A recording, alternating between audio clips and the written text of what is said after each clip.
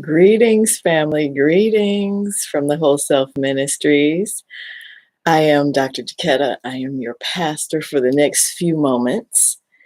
And always, we like to start with our creed of gratitude as we welcome you to a place where we talk about our whole selves. We want to be mentally, physically, emotionally, as well as spiritually whole. So we also include the cultural, financial, and political. This is a place where we help people live the life the Creator created us to live. So our creed of gratitude, if you would like to repeat after me, goes like this. Thank you, Creator, for peace that passes all understanding. Thank you for your perfect love that casts out fear. Thank you for wisdom that brings me joy unspeakable. Thank you for the mind of the Christ that keeps me from evil. Thank you for grace when I fall just short. Thank you for making me fearfully and wonderfully in your image. Thank you for choosing me and using me to fulfill your purposes. Thank you for all you are through me and all I am in you. Welcome, welcome, welcome, welcome, welcome. Thank you, Sister Linda. Thank you for anyone else who would like to join us. Feel free to sign in the chat and say, hey.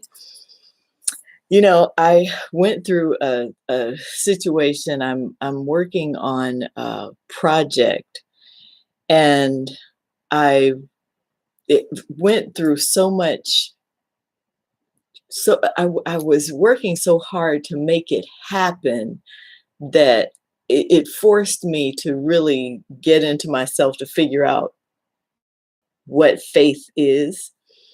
It wasn't that I was trying to figure it out. It just kind of plonked me on my head. And um, I'm working so hard to make it happen that I realized it was me doing the work. It wasn't like I was actually just being faithful that something was about to happen. I was working real hard on it during the day. And then when I went to sleep at night, I was dreaming that I was working on it some more. I just kept working. I was just, for 2 weeks, I was working 24 hours a day because I was working through the night while I slept.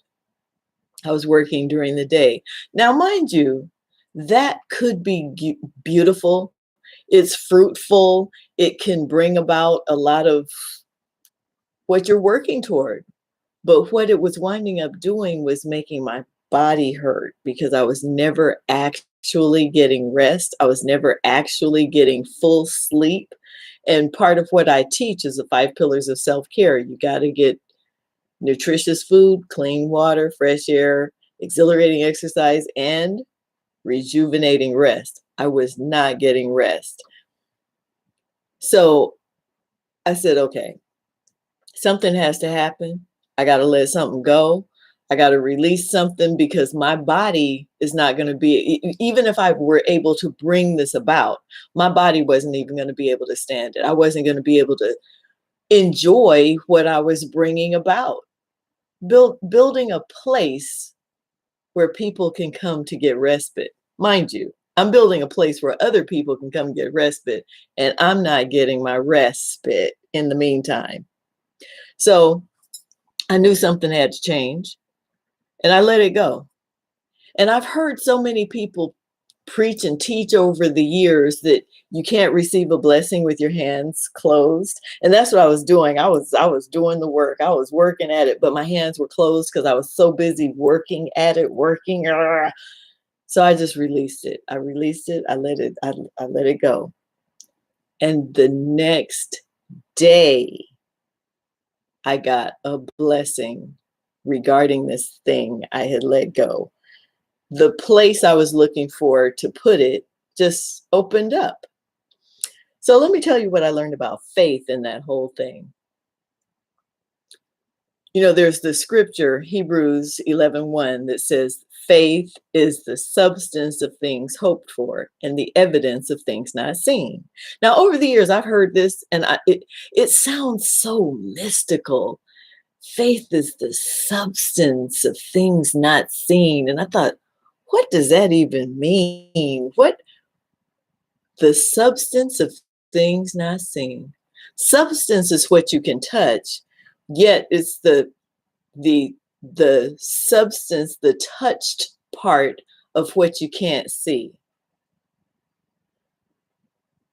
I love that scripture. I've always loved that scripture, but it's so it's so what do you do with that? How do you touch the things you can't even see? And then the second part of it, the evidence of things not, I mean, it's the substance of things hoped for. It's your hope. You just hope, but it's what you can touch of your hope. How do you touch your hopes? You your hopes are thoughts. They're thoughts. So how are thoughts substantive? And then we get to the evidence that the evidence of things not seen. That means that there's something that you can't see, but your faith is the evidence. Now, evidence is what they find at crime scenes. Evidence they put in little bags so they can go examine it later. That means, again, you can see it, you can touch it. Evidence. You got evidence of something you can't see. You know, while I love the scripture because it was so mystical, it's hard to understand because it's so mystical. But I had a mystical experience. Now, every day when I wake up, I do a visioning. I sit and I picture myself at Healing House. That's the place I'm building, Healing House. And I picture it. I actually see it. I'm looking at it. I'm walking through it. I spend about 20 minutes in this exercise actually experiencing Healing House in my mind. And all of a sudden, I realized, oh, that is the evidence of things not seen. Because while it's not seen, it's in the spiritual realm. And I actually built that place in my mind. I actually built it already. It's already built. But where I'm building it is over there in the spiritual realm. Not a stick, not a stone, not a piece of dirt has been moved in the physical realm yet. But it has been built over there because so many mornings I have gotten up and I have walked through. I have checked guests in. I have moved luggage. I have built this place already. It's already there. It's built on the other side. There are some things that still have to be done because there's a lot of stuff I don't know about running it, but it's built. It's there. And that is what faith is.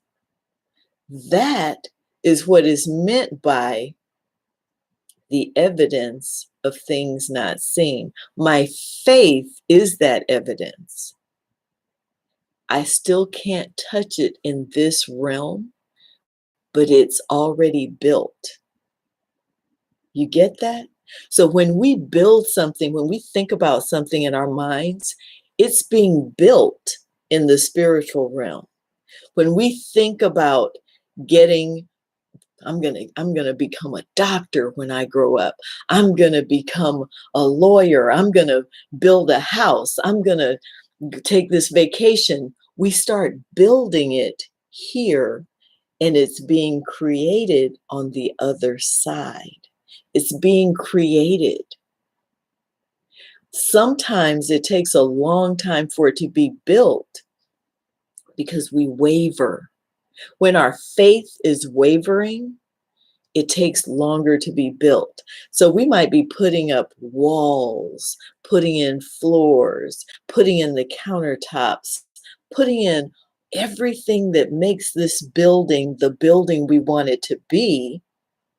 But then we start to waver because it's taking too long. We waver because somebody said no. We waver because we think the price is too high. We start to waver. And that takes a stick off the wall. That takes a tile off the floor. That takes a piece of one of the steps away from the porch. It starts to tear it down as soon as we start to waver. Then we get our faith back. Somebody else gives us some encouragement. We start going to go, oh yeah, okay. So we put that step back, we put that tile back, we put that stick back, we start building again. But the longer we go back and forth, the longer it's going to take for that thing to come to fruition. The longer it's going to take for that thing that we've built on the spiritual side to come here.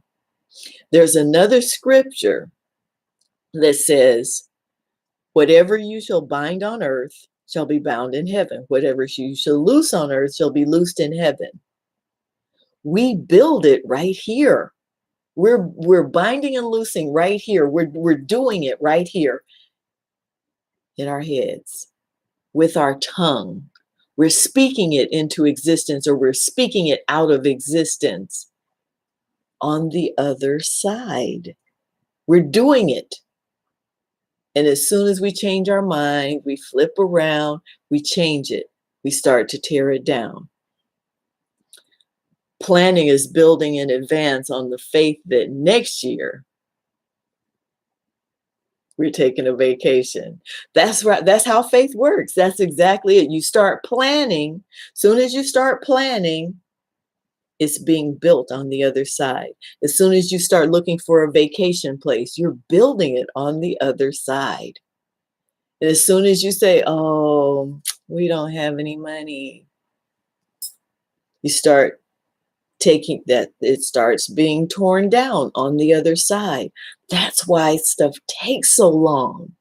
We start wavering. We're the ones who can build it or not build it. We're the ones who can make it happen or not make it happen. Our faith does that. Our faith does the building or not. Our faith brings that vacation to fruition. Our faith makes our travels, our plans, our walks, our talks, our conversations. Our faith makes that happen. One thing we have to be careful of, though, faith regarding people, because people are changeable, just like we are. People have their own personalities. So when you hear women, I mostly hear women, not so much men, saying, that's my husband right there. I claim that man. Watch what you claim.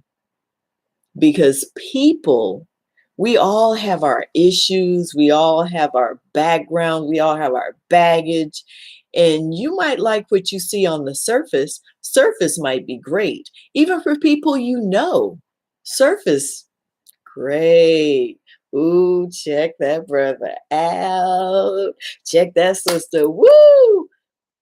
But you start to talk to them, start to spend a lot of time. And sometimes it takes 6, 12, 18 months before you start to see, oh my goodness, what in the world?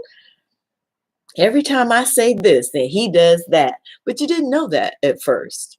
So we have to be real careful praying for people into our lives.